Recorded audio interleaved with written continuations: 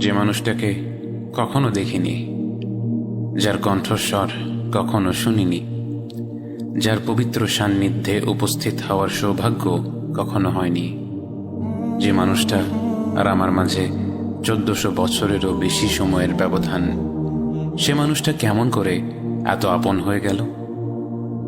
যারা বোঝে না 21 শতাব্দীতে বসবাস করা শত শত কোটি মানুষ মধ্যযুগের আরব সমাজের একজন ব্যক্তির প্রতি এত টান অনুভব করে কিভাবে, তাদের কেমন করে বোঝাবো ইয়া রাসূলুল্লাহ আপনাকে কেন এত ভালোবাসি?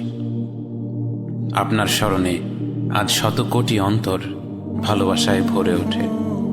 প্রতিটি মুহূর্তে পৃথিবীর কোনো না কোনো অঞ্চলে উচ্চারিত হয় আপনার প্রশংসা।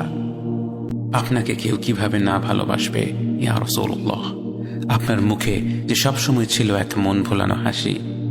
আপনি যার সাথে কথা বলতেন তাকে উপহার দিতেন আপনার সেই অপরূপ হাসি মুখ। আপনি কখনো মুখ খুলে হো হো করে হেসে উঠতেন না, কিন্তু আপনার মুখের মার্জিত সুমধুর সেই হাসিটি ছিল সদা বিরাজমান।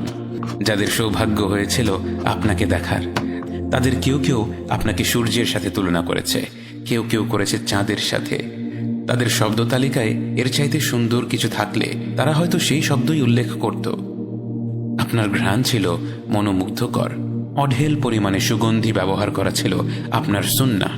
যদিও আপনার ঘামের সুবাস ছিল সুগন্ধির চেয়েও মিষ্টি। খুব আপন মানুষগুলোর ঘামের ঘ্রাণে এক অন্যরকম মিষ্টত্ব থাকে।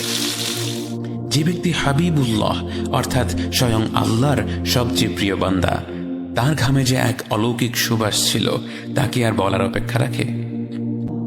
ইয়া রাসূলুল্লাহ আপনাকে কেন এত ভালোবাসি তা তো ভাষায় প্রকাশ করা যাবে না।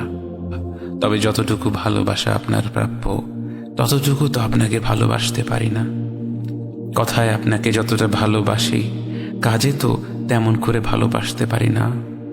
আপনার সুন্নতের অনুসরণ করি ঠিকই, কিন্তু ভিন্ন মতের অনুসারীদের সাথে ঝগড়া না করে থাকতে পারি না। ইবাদতটা নিয়মিত করতে পারলেও এবাদতে আপনার মতো আন্তরিকতা আনতে পারি না। বাহ্যিক বিষয়ে আপনার অনুসরণ করতে পারলেও চারিত্রিক দিক থেকে তো আপনার কাছ থেকে শিক্ষা নিতে পারি না। মুখে আপনার প্রতি সালাওয়াত পেশ করলেও কাজে কর্মে উম্মতে মুহাম্মদ হিসেবে আপনার সম্মানটা রক্ষা করতে পারি না। রাসূলুল্লাহ, হাবিবুল্লাহ, নবিয়ুল্লাহ, ইয়া মুস্তাফা, আমরা তো আপনার উম্মত হবার যোগ্য নই, কিন্তু আপনার রব তো সবচেয়ে ক্ষমাশীল। তিনি তো আমাদের যা প্রাপ্য তার যে অনেক বেশি অনুগ্রহ প্রদর্শন করতে সক্ষম।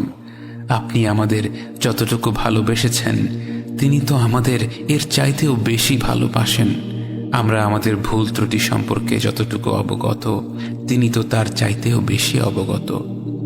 আমাদের রবের অনুগ্রহের দিকে তাকিয়ে অন্তরে আপনার প্রতি যতটুকু ভালোবাসা রয়েছে, সেই ভালোবাসার দিকে তাকিয়ে আজ বুকে আশা বেঁধে রই, খুব শীঘ্রই আপনার দেখা পাবো।